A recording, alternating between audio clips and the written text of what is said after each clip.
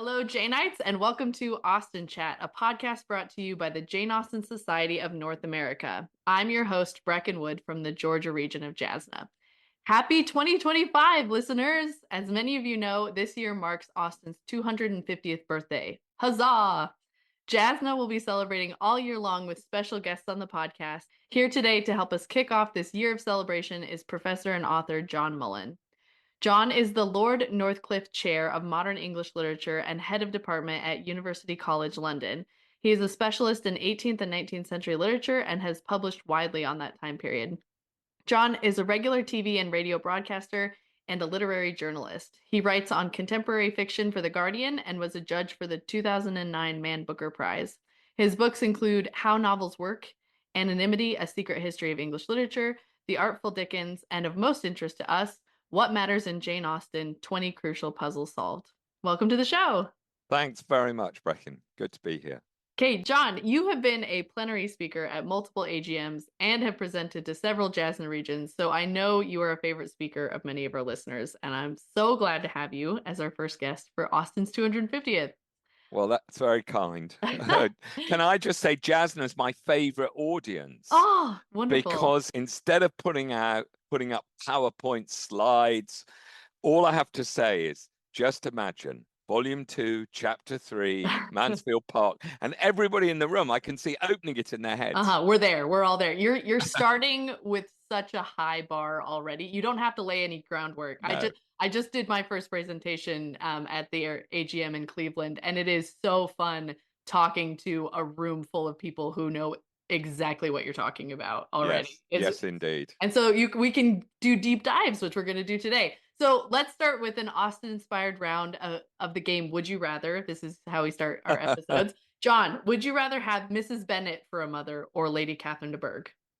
For a mother or a mother-in-law? For Gosh. a mother, yeah. For a mother.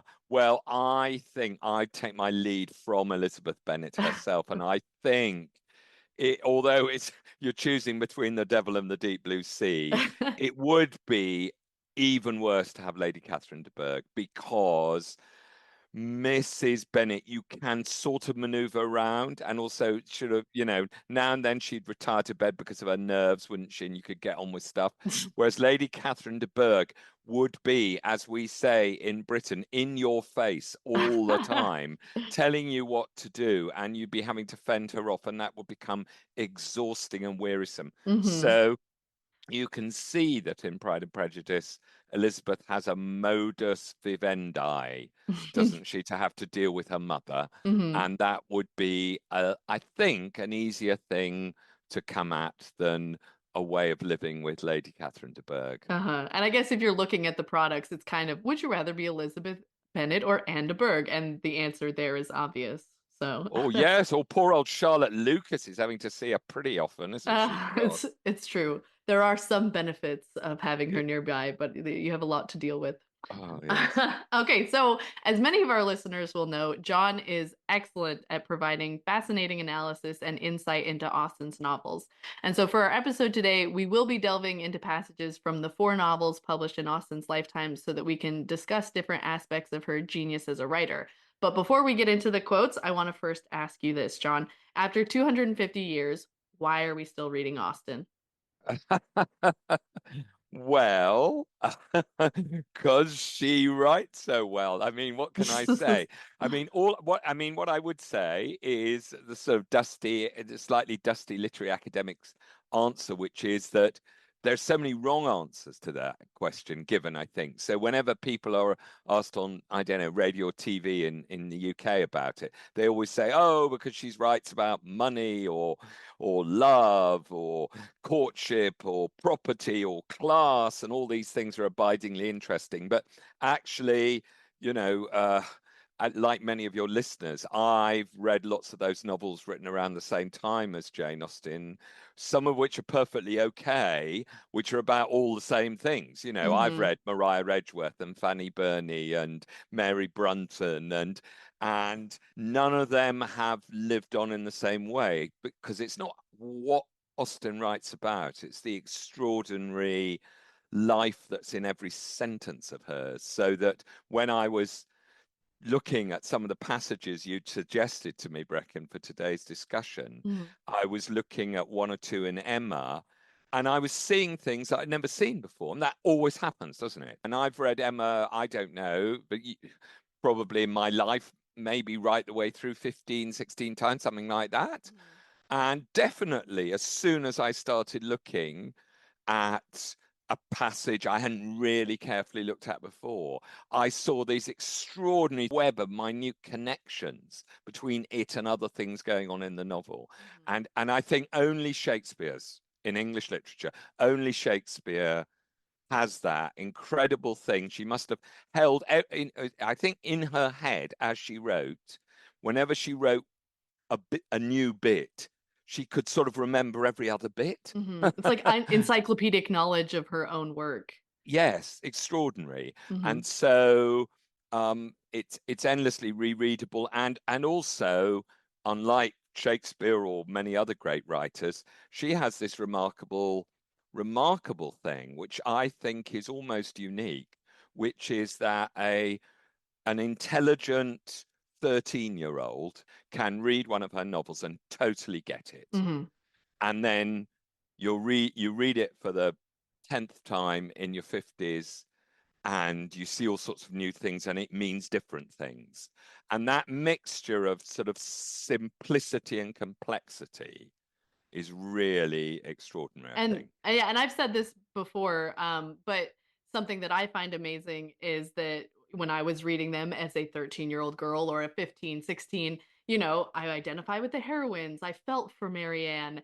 And now I'm older, I'm a mother, and I'm like, Mrs. Bennet, we all just need to give her a break, okay? She's trying Oh, her best. right. Okay. And the fact that you can, in different stages of your life, identify or sympathize with different Austen characters has been an enjoyable part of the process for me as well. Yes, yes, yes, yes. I thought for a moment you were going to say after Marianne, when you first read it, you sympathized with her. I thought you were going to say, but now I realize what a clown she is. Oh, I feel bad for her because I was her. I was a very Ah, poetic and dramatic 15-year-old.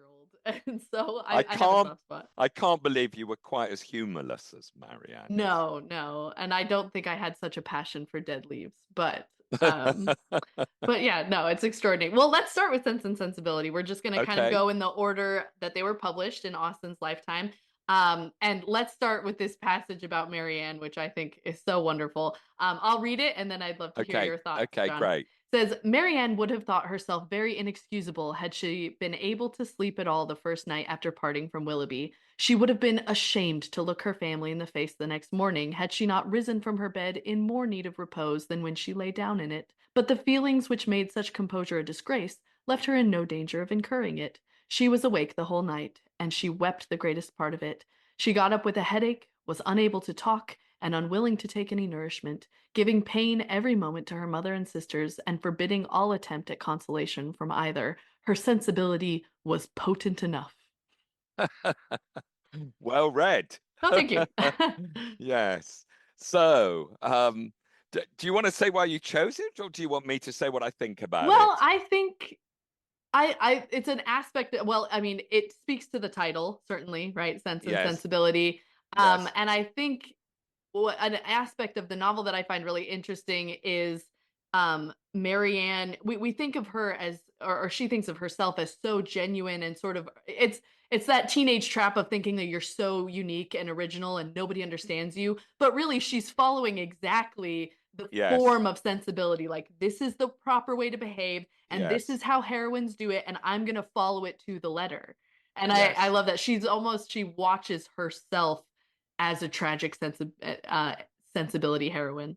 yes, yeah. I mean, she's learned this from books, hasn't she? Exactly. Really, she's essentially learned it from books, and sensibility is in Sense and Sensibility really closely attached to reading, especially, of course, Hmm. music and art and things as well, but especially to reading. And you remember, Willoughby reads with great Of sensibility, course.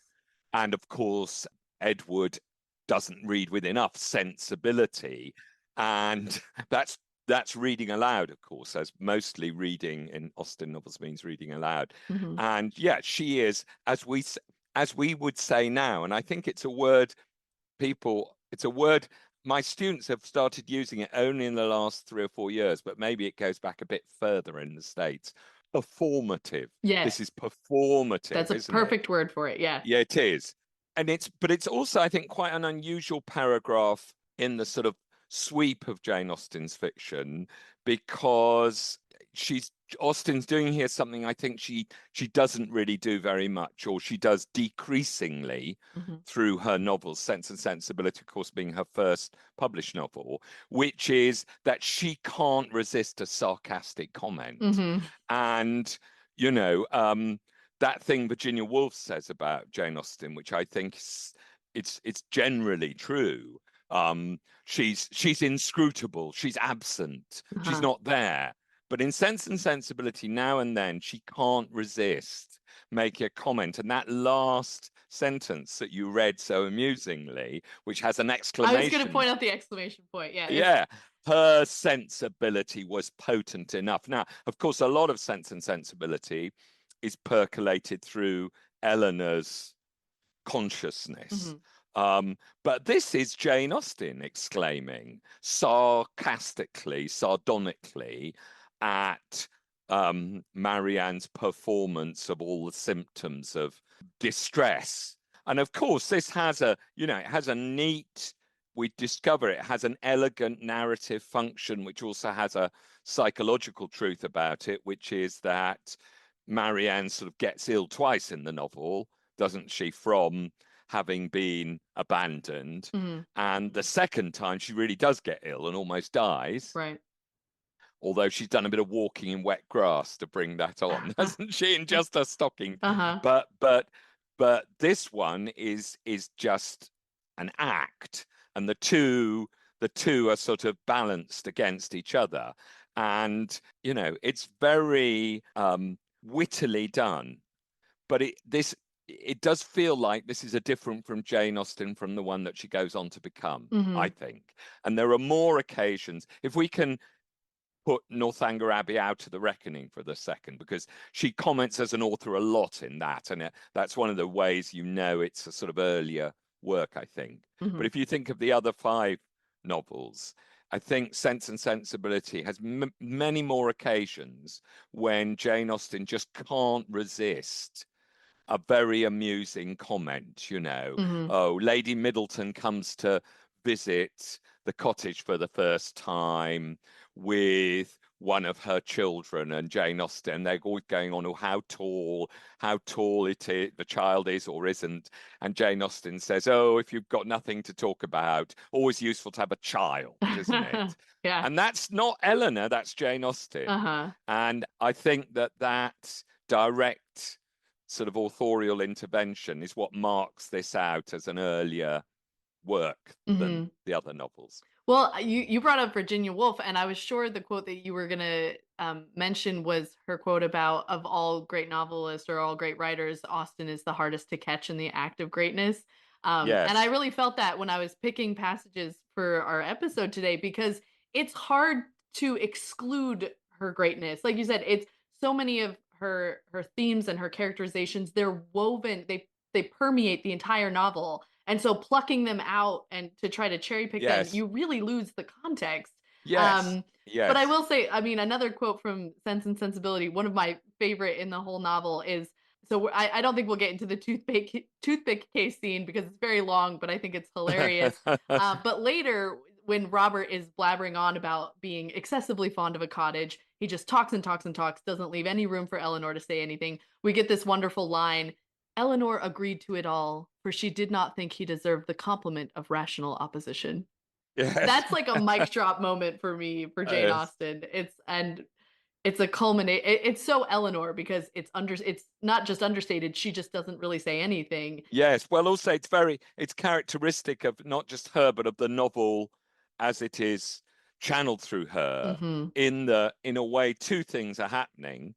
There's what Eleanor is actually apparently doing and saying, and there's what Eleanor is thinking, and only the reader knows the latter. Mm. Only the reader, because she has to spend her whole time keeping secrets, not saying things, not hazarding herself too far, because she doesn't know this guy Edward, what's he up to? What game is he playing? He sort of seems to like her, but he has, Mm-hmm. what's he doing?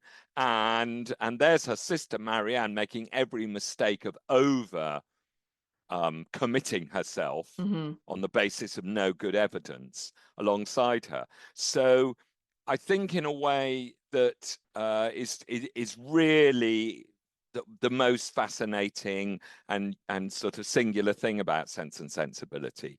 It's almost like there are two completely different things going on. There is Eleanor's inner life, which we are totally privy to, and there's what, as it were, if you film this, you would see and hear. Mm-hmm. And it's one of the reasons why, although there have been some brave attempts, the brave attempts to film Sense and Sensibility can get Marianne, Yeah. but they can't get Eleanor. They can't. just can't get her. Exactly. Because what she shows and says is completely at variance with what we know she's thinking. So even when she thinks something is funny, she will often stifle a laugh or just smile, Mm-hmm. because to do more than that would be to cause trouble, Yeah. That is why it's so rewarding in the movies, at least, when she does have that outburst at the very end. Edward comes to the Yes, yes, cottage and she has her Marianne moment where she gets to just cry from happiness and everything else. yes, yes, yes.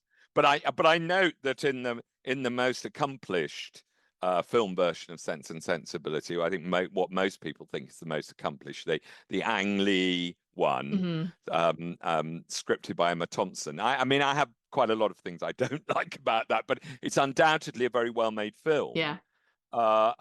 But given that they can only get a tiny proportion of the actual dialogue that's in the novel into the film, it's quite striking that Emma Thompson felt it necessary to invent some new dialogue Mm-hmm. between her and Edward, because otherwise the cinema goer, as it were, wouldn't believe there was anything between them, There's because it's very little so, at Norland Park. Jane Austen doesn't give yes, us very much. no, and that's designedly, I think. Do you think That's so? all part. Oh, definitely, Why? definitely. Tell me your thoughts. Well, because we have to, as it were, believe that she can't know what his real feelings are. Mm-hmm. And that even if she trusts that he does have an affection for her, she knows there's something wrong. Yeah. She knows there is, and that it's quite likely that she'll never know what that is. And after all, this is one of several Jane Austen novels. It's true of Mansfield Park. It's true of Persuasion. It's true of Emma, where the heroine is led to believe that the man she loves is going to be snaffled by somebody else. Mm-hmm. I mean, that's four of, the five lengthy novels. Mm-hmm. There's something slightly sort of, no, it's not sadistic, but Jane Austen makes her heroine go through that. Sure. Yes, believing that she's lost him to somebody The else. And romantic therefore, suspense. yes, and therefore, in some ways, what a relief. But I didn't, but I didn't do a Marianne Mm. and sort of go, good God, Willoughby, so that everybody in London knows. Uh-huh. Yeah, everybody in London knows that Marianne has been jilted, and whatever's going to happen to Eleanor, even if she thinks Edward's going to marry Lucy Steele, At least she'll have her dignity. no, I think better than that. I Oh, think yeah. her sort of integrity, actually. Sure. I think her integrity. But then I think, to go back to the passage with which we started that you read out to us, I think that the other aspect of the novel, which I think readers sometimes feel, first time round anyway, a bit dissatisfied with, but that Austen definitely intended, is there in this passage, which is, it's possible, isn't it, to think that there's something slightly unfair to Marianne in this passage. Marianne would have thought herself very inexcusable had she been able to sleep at all the first night after parting from Willoughby. I mean, she's slightly laughing at, or inviting us to laugh at Marianne. And Marianne is often humorless and ridiculous and talks to trees. And we should laugh at her talking to trees. But I mean, she has been treated badly by this guy. Yeah. And he has suddenly disappeared. And, you know, I mean, and if we were a bit more like Mrs. Jennings and a bit less like Jane Austen, we might think,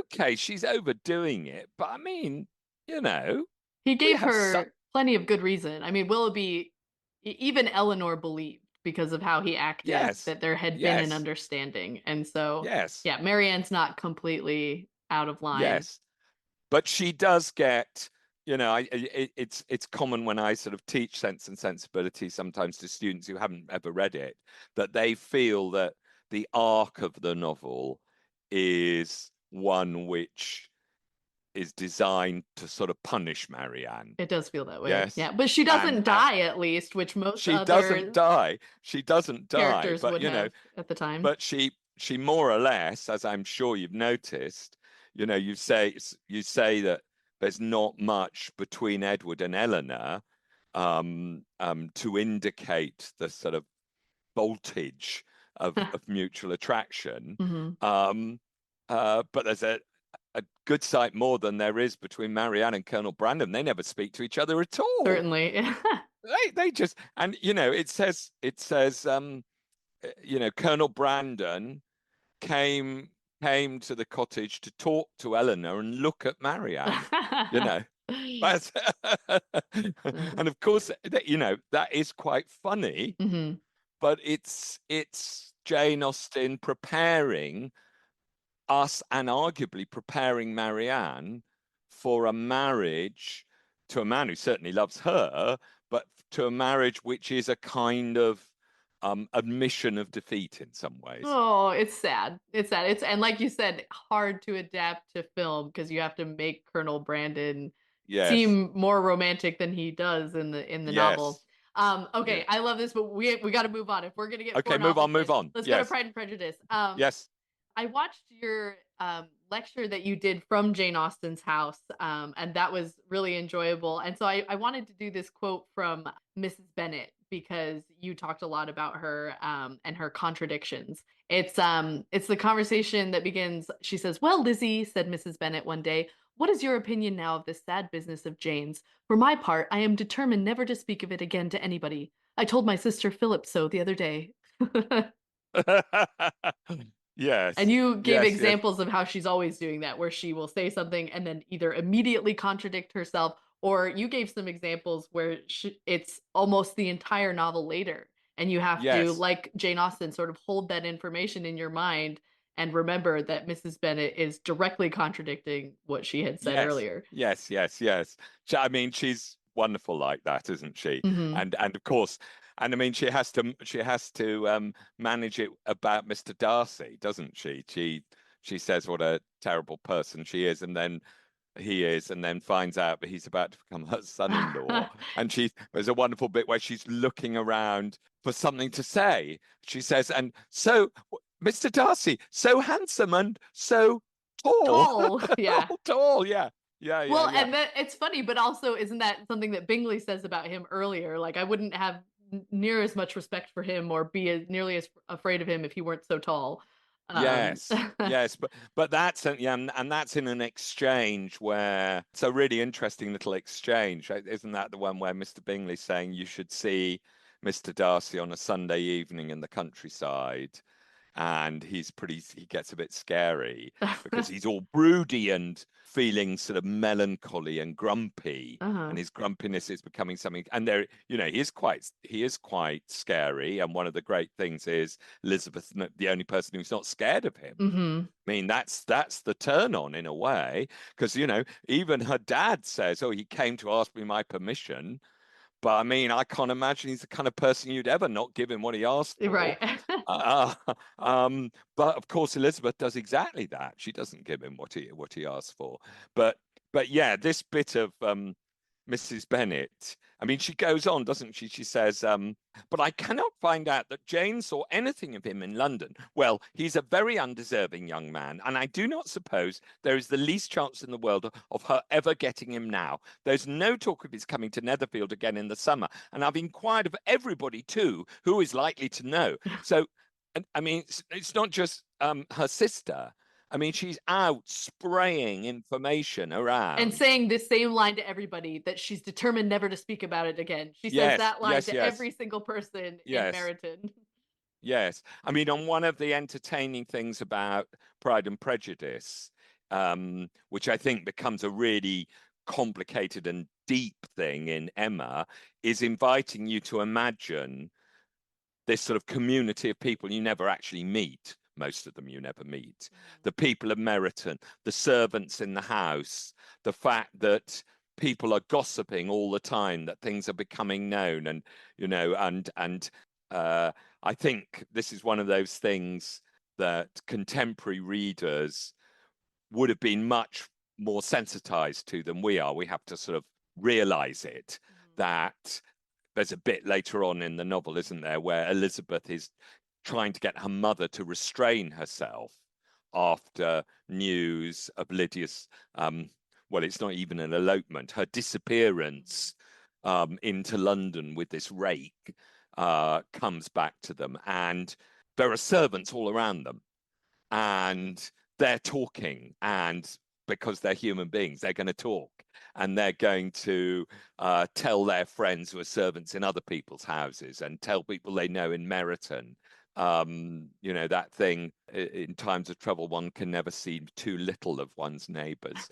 that there's a sort of, there's an echo chamber. That's probably a bad metaphor, but there's a world of report and rumor and gossip and chat out there. A grapevine. Yeah, which is you know, funny, but also dangerous, worrying, and foolish people are not aware of it. And Mrs. Bennet is certainly a very, very foolish person, even though you say you now have creeping sympathy for her. Okay, I want to get to Mansfield Park because I want your opinions on Mrs. Norris. I hate her so much, but love to hate her. Yes. And she's an example of one where her evilness is spread so widely throughout the whole novel that it's difficult to pick out any one example. But it starts in the very beginning. So I was going to read this example where it says, Mrs. Norris had not the least intention of being at any expense whatever in her maintenance. So bringing Fanny is her idea, but really all she cares about is arranging it. She said, having married on a narrower income than she had been used to look forward to, she had from the first fancied a very strict line of economy necessary, and what was begun as a matter of prudence soon grew into a matter of choice, as an object of that needful solicitude which there were no children to supply. And then I'm going to jump forward. Under this infatuating principle, counteracted by no real affection for her sister, it was impossible for her to aim at more than the credit of projecting and arranging so expensive a charity, though perhaps she might so little know herself as to walk home to the parsonage after this conversation in the happy belief of being the most liberal-minded sister and aunt in the world. Yeah, that last sentence is wonderful, isn't it? I think. And in a way, it's a marker of one of the key differences between Jane Austen and some other 19th century novelists who try to represent whatever you want to call it, evil, villainy, cruelty. The thing about Mrs. Norris and the thing about all the bad people in Austen is they don't think they're bad, they think they're good.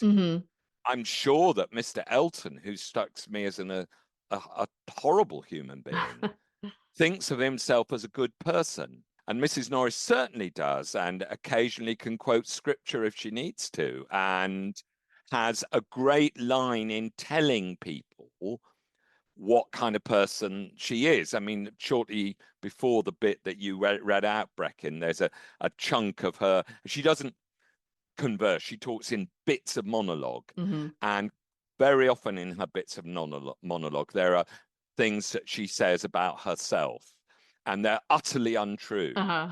But and there are always things about how unselfish she is, how kind she is, Sir Thomas, how I would give up anything for somebody else, blah, blah, blah. But that she probably believes these things. Mm-hmm. It would be unsustainable if she didn't. And it's really important that she's set up like that, I think, because soon, once Fanny arrives, but also once she gets a bit bigger and we really get going in the novel, Mrs. Norris is a sadist. I think it's the She only is. word I've for it. said that before. She is. She is absolutely a sadist, and one of the brilliant. I mean, you suggested as a possible passage. Mm-hmm. One of the brilliant but appalling chapters in the novel is the one where Edmund and Julia come back after a lovely evening out at the parsonage, and they find grumpy Maria and Mrs. Norris and Lady Bertram half comatose, and we find out in the course of a conversation between Edmund and mostly Mrs. Norris and Lady Bertram a bit as well, that basically Mrs. Norris has spent the afternoon torturing Fanny. Yeah, just sending her back and forth, and it's 100 degrees outside, and Fanny's not strong. And oh, you didn't lock the interior door. Go back and do it. And she is, I think I'm not the first person to notice this. It's not just Fanny, although it's Fanny in particular. But Mrs. Norris is the character in all Jane Austen's fiction who mentions the names of most servants most often. She knows all the servants. She's always talking about them and to them. And you know that behind what she says, the fact is she is torturing them all. Yeah. Bossing them around at best, making them suffer at worst. They're under her thumb. Yes. Yeah. Yes. That's interesting. I've never thought about her mentioning the name. That's really interesting. Yeah, she does. And so what I like about that first passage that I read out is it shows the narrowing of Mrs. Norris's heart and mind. And then because I mean, her tyranny is so small. Her parsimony is, everything is tight-fisted. Like, I mean, you're a Dickens man. I love that line from A Christmas Carol about a tight-fisted hand at the grindstone, clutching, grasping, covetous old sinner. That I love that line, and that could absolutely apply to Mrs. Norris. But of course, because it's Austen, there's always an echo with something later, and it's almost shocking, that moment much later in the novel where Fanny is in Portsmouth and she thinks to herself, well, in the same situation as my mother, Mrs. Norris would have made a better job of this. Oh. She actually has that thought, and she means economically. That those skills would have been put to good use. She would have been, all the horrible things about her would have been brought to advantage. She wouldn't have let the servant, their one servant, Rachel, she's called, isn't she, behave as badly and be so slovenly. And she would be much better at domestic economy and much better at making sure that their small resources went around. And that's an horrific realization for Fanny, but it's absolutely characteristic of the kind of psychological complexity of Austen's fiction, I think. Well, and it makes you wonder, Mr. Norris is not really a character at all, right? He dies pretty soon in the novel, but it makes you wonder, man, what was that man's life like? What did he have to suffer through? Yes. Yeah. Well, one more to add to the list of not happy marriages that we encounter in Austen's novels before we get to the happy marriages, we hope, at the end of them. Yeah. I wanted to say one more thing about Mrs. Norris. Oh, just about her parsimony and her smallness. You get so many concrete examples of that when she's trying to save the little bits of fabric, or she takes the green baize and the cream cheese and the eggs, and it's just such good characterization. And like I mentioned, it's permeated throughout the novel. So it's not one thing. Mrs. Norris's crimes are throughout the entire thing, and they're so small, but they add up to this sadist, like you said. Do you remember they're coming back from Southerton and she's managed to get some sort of quail eggs and cream cheese? And Maria actually tells her she's had a successful time sponging. I love that word. She uses that word, because Maria has a vein of kind of quite indelicate truth-telling, and that's what she is. She's a terrific sponger. But then, of course, her double existence is on the one hand sponging off the Bertrams, but on the other hand, appearing to dictate to them in a way which suggests that they're totally reliant on her, not the other way round. Okay, John, let's end with Emma, and it's your specialty. You've done your own, what's that called? An edition. You've An put edition, out an yeah. edition of Emma. I've heard some of your interviews about Emma, and it's great. Let's talk about Mr. Knightley, because I love him. He's my favorite character. I have a quote here where Mr. Knightley and Emma are talking about Frank Churchill. It says, she then proceeded to say a good deal more than she felt, and ending with reflections on the Churchills again, found herself directly involved in a disagreement with Mr. Knightley, and to her great amusement, perceived that she was taking the other side of the question from her real opinion, and making use of Mrs. Weston's arguments against herself. Very good. Very good. Yeah, well, shall I make a confession? When you suggested this passage and I looked at it, and what follows is a really quite long dialogue between Emma and Mr. Knightley, in which most of what he says carries quite a lot of conviction, because they're talking about why Frank Churchill's yet again not turned up to see his father and his new stepmother. And, he clearly should have turned up. And he's always saying he's going to, and then writing a sort of fancy letter explaining how he can't. That conversation has one of my favorite lines from all of Austen, which is, there is one thing that a man can always do, Emma, and that is his duty. Yes, I love that. Yeah. Yeah. But of course, because it's Emma, because it's Austen, although Mr. Knightley is sort of in the right, there's something else going on, which has sort of got nothing to do with, really, in a way, where judgments about Frank Churchill, and one of the things that's going on is Mr. Knightley's getting hot under the collar, actually, and he does get hot under the collar, and says things like, she says later on, "You seem determined to think ill of him." "Me? Not at all," replied Mr. Knightley, rather displeased. Yeah, and then later on, she says, "We're both prejudiced. You against, and I for him." And he goes, "Prejudiced? I am not prejudiced." And he is getting, and so it's part of the process that you have to read the novel at least twice to appreciate, which is that really brilliant kind of intimation, slowly, of his feelings for Emma. And it's mostly done through the detonation device of Frank Churchill. And Frank Churchill hasn't even turned up yet, but you mention his name and Mr. Knightley go,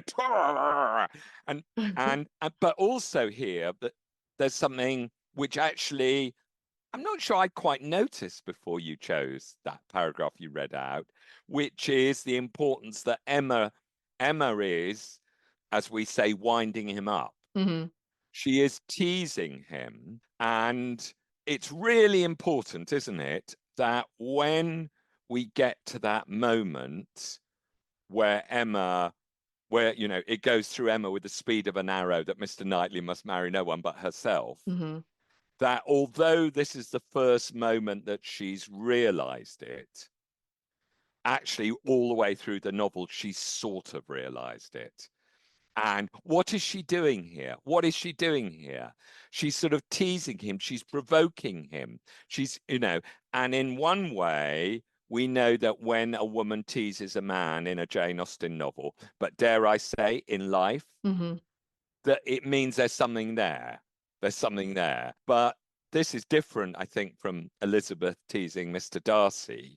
This is Emma herself is not conscious of the sort of undertow here, the kind of, and it's terribly, terribly clever, I think. And, it's almost, I always feel Jane Austen got to the end of Mansfield Park, her previous novel, and she had to convert Edmund into Fanny's husband, into the man who loved Fanny. And she says in that last chapter, doesn't she, How long did it take? Well, as long as is necessary. So she makes a joke of the difficulty, but it's all, I always think it's almost as if she came to Emma and thought, okay, I'm going to do something which requires the hero and the heroine to recognize only near the end of the novel that they love each other, but I'm gonna make it so that that revelation may be news to them, but it shouldn't be news to the reader in a way. It's both surprising and inevitable. Yes, and it's even cleverer because the bit you read out, what I hadn't noticed before, is the bit you read out. It says, to her great amusement, Emma perceived that she was taking the other side of the question from her real opinion and making use of Mrs. Weston's arguments against herself. And if you're reading the novel, you probably read through that quite quickly. But I thought, hang on, what is Mrs. Weston's? And then you realize what it is 4 chapters earlier and some time earlier in the timeline of the novel, at the famous, infamous Weston's Christmas Eve dinner, Mrs. Weston and Emma have had a moment of conversation together, and they only get a bit before somebody else comes along and they have to stop, much to Emma's regret. And they're talking about Frank Churchill's non-appearance, and Mrs. Weston is making excuses for him and saying, oh, poor chap, it's all the Churchills. And Emma is saying, well, I'm not so sure. If he really wanted to come, he ought to come. One can hardly, she actually says, I wrote it down, one can hardly, this is Emma to Mrs. Weston, one can hardly conceive of a young man's not having it in his power to do as much as that. And Mr. Knightley is now saying exactly the same thing. Yeah. So it's really complicated. So basically, not only have you got this sort of flirtatious friction, or it's not flirtatious, this sort of friction between Emma and Mr. Knightley, which she is herself creating, but also sort of she knows that Mr. Knightley's right because she's already said it herself. I like it because it's one of the rare glimmers of self-knowledge that we get from Emma. I mean, most of Jane Austen's novels are heroines going through the arc of self-knowledge, and Emma is, I think, has to be the most oblivious to herself. Yes. I mean, and it's funny because the first line talks about her being clever, and then it proceeds to show you for the next 50 chapters how not very clever at all Emma is. Yes. But then we get this scene, and these scenes with Mr. Knightley, I think, is where she shines the most. That even though she has these flaws, you see her glimmers of intelligence. You can see, because being able to argue something that you don't actually believe or you don't actually think is a skill. It's a level of intelligence that a lot of people don't have. And so that's something that I liked about it. Okay, well, look, I would go further than what you've said. I would say one of the extraordinary subtleties of the novel, which I didn't get until I'd read it lots and lots of times, is what happens to Emma when Mr. Knightley is not present necessarily as a person, but even as a topic of conversation. And I used to do a talk, very good talk, I'll do it again, whose title was, Is Emma Ever Right? And the answer, of course, she is sometimes right, but one of the things that's very striking, and one of the reasons why we get a sense of the real bond, love bond between them, even though it's totally unstated and Emma doesn't see it herself, is that she tends to be right when Mr. Knightley is there, and always when she's talking about Mr. Knightley. So and the ultimate sign, he's like a magnetic force for her. So the ultimate sign of that is that great moment when, she thinks that she's lost him because she thinks that he's going to propose to Harriet, and Harriet says to her, and it's absolutely it's a glimpse into the abyss, isn't it? She's going to see this sexy young airhead marry the man she loves, and she's going to spend the rest of her sort of young years playing backgammon with her dad. I mean, you know, Uh-huh. and that's it. And Harriet says to her, I can't remember her exact words, but Emma says to her, you know, have you got any reason to think Mr. Knightley returns your affection? And she says, yes, I rather think I do. Oh. And of course, Harriet's incapable of untruth or irony. She just calls it as it is. Guileless. And then she says to Emma, you know, what do you think? And Emma could say anything to her because Harriet believes whatever Emma tells her. And Emma says, but because it's to do with Mr. Knightley, she can't say something untrue. Mm-hmm. And she says, all I'll say to you, your listeners will forgive me if I get it slightly wrong, but she says something like, all I'll say to you is that Mr. Knightley is the last man in the world who would ever give a woman the idea of feeling more for her than he does. Mm-hmm. And that's totally true. And it's a kind of courageous thing to say. Yeah. It's Emma showing some rare integrity, I think. Well, I think it's not just integrity, it's also that she could not tell a lie about him. Mm-hmm. Or not tell a lie, tell one of her delusional untruths, you know, because she's not, most of the time she's not deliberately lying at all. She's just saying things that she wishes were the case, as if they were the case. And she could say, of course, she could say, forget it, girl, he's way above your station. He's never going to think of you. She could say a polite version of that, and Harriet would believe her, but she doesn't. Mm-hmm. And of course, Harriet's ecstatic. And that's the most important version of how, when she thinks about Mr. Knightley, she sort of gets a version of what she knows is true. And here, of course, it reveals itself in the example you chose very playfully, because she knows perfectly well what she really thinks, Uh-huh. and says the opposite for a laugh. Right. Well, it's not just for a laugh, is it? It's to enjoy teasing him. It's to The enjoy, sparring. yeah, the sparring. And you know, why does he get so cross? Why does he get so cross? And she genuinely seems not to suspect, but on the other hand, it's as if, I don't know, it's as if her unconscious self knows. Yeah. Or she, at least for some reason, she knows him so well, she knows the buttons to push to get the reaction that she wants. But I mean, it's a scenario which is often repeated in fiction and in film, where a woman gets a man interested in her by making him jealous. Mm-hmm. And if Emma consciously knew what she was doing, you would say that's what she's doing. And it's almost a parody of what a woman who was a bit of a manipulator might do to get a man more interested in her. That's so interesting, because Emma is manipulative, right? I mean, the whole novel is her moving people around on this chessboard and trying to turn things out, and she can't really do it with Mr. Knightley, or she thinks she can't, but she actually does have this unconscious power because she doesn't realize how he really feels about her. That's right. Yeah. That's right. And she makes him go red in the face as he's putting on his gaiters.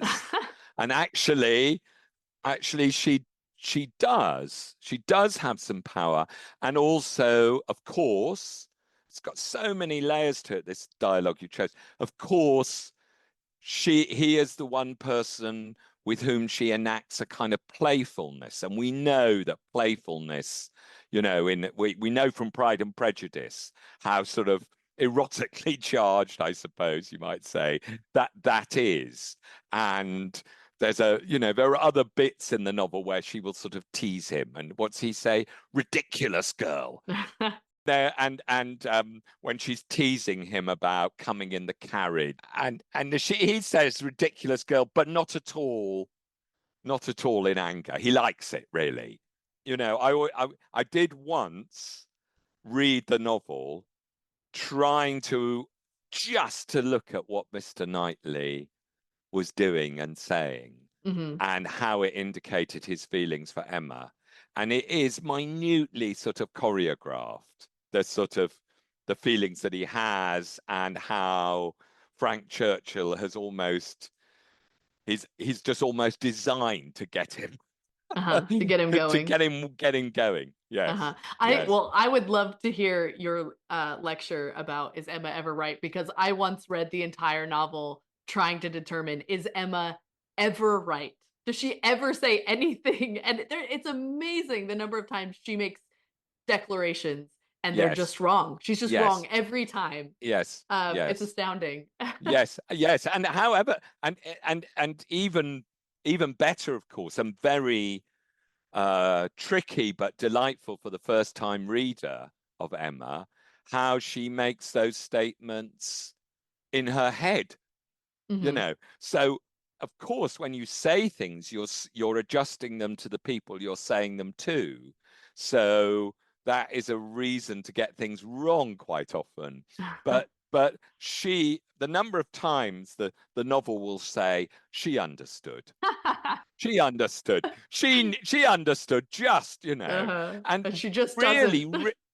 yes, and she doesn't. And even when, there's a great bit late in the novel after the sort of strawberry picking party at the end of it, when Jane is saying, I'm going, and Emma says, oh, I'll arrange a carriage for you. No, just leave me. I just want to go.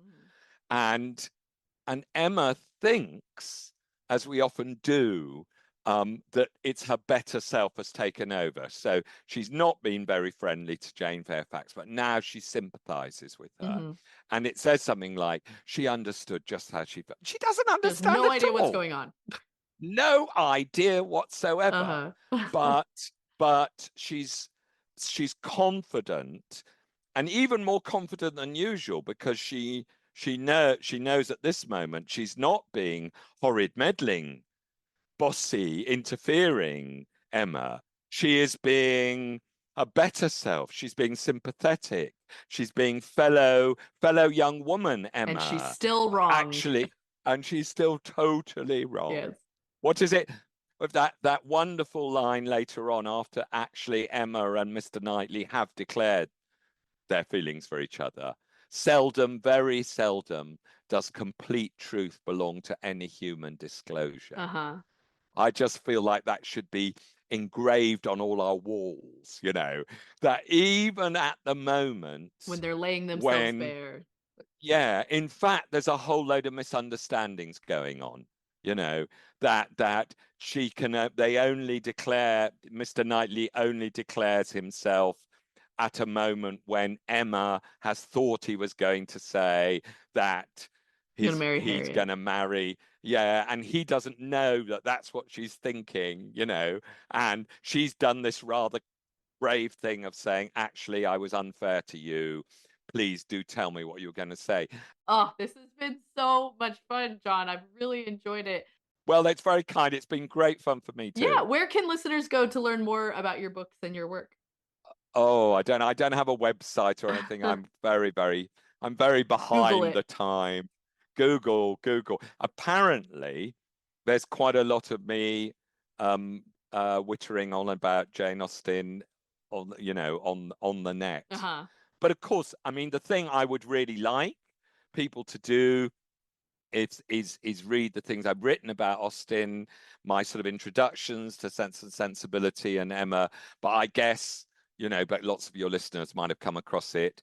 Well, you say what matters in Jane Austen? I guess it should be what matters in Jane Austen, because it has got a question mark. They say it the wrong way. Yeah, and yeah, that's a book I really enjoyed writing. So I hope people would see that and enjoy reading it. It's incredibly accessible scholarship, which is, I think, a great skill that you have, is that it's incredibly deep and insightful, but also just enjoyable to read. And that's an accomplishment. Bless you for saying it. That's what I tried to do. But I mean, I'm writing for people who aren't necessarily doing PhDs, but who read and love Jane Austen. And to read and love Jane Austen, you've got, as she says, what does she expect from her readers? I write not for such dull elves as have not a good deal of ingenuity themselves.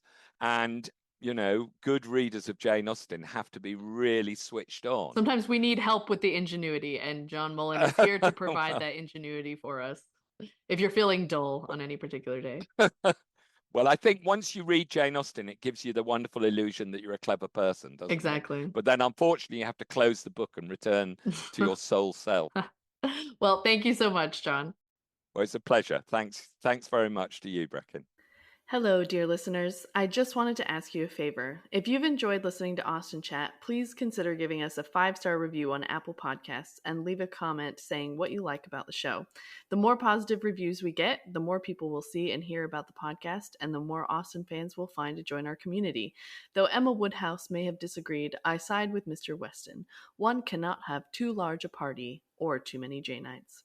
As a final reminder, JASNA is now on YouTube, so be sure to follow us there, as well as on Instagram and Facebook for updates about the podcast and new episodes. And if you have any comments, questions, or suggestions, please send us a line at our email address, podcast@jasna.org.